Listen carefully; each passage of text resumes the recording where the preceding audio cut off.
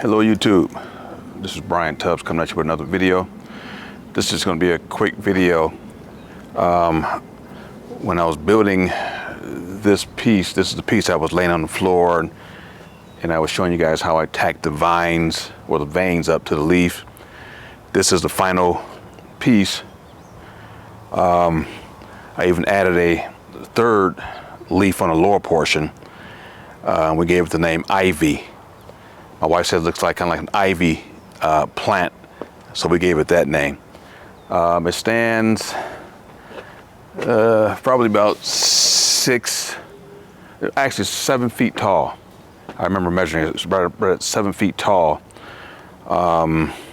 It weighs about 150 pounds. All Cor-Ten and stainless steel.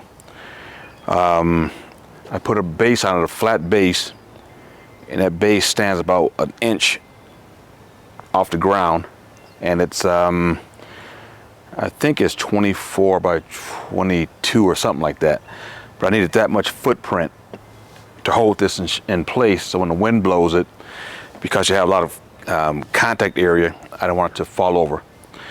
So this is the final piece. When we get finished with it, it'll have this copper patina on it, and have the stainless steel veins going through it. Now, I showed you guys these two pieces on maybe the last video before that one, the curls. Now, if you notice, this piece came out of the center of this piece, and this piece came out of the center of that piece, and those are again what we call drops,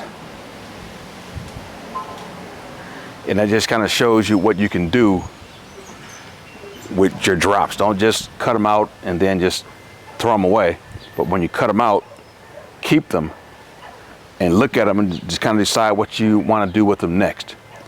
And then this piece down here, we just decided to just add a piece here to follow this piece, and then we decided to just put this leaf on top. And this piece here acts as a stability for this leg because it's about 3 inches wide, and then down there it's only about an inch wide this way.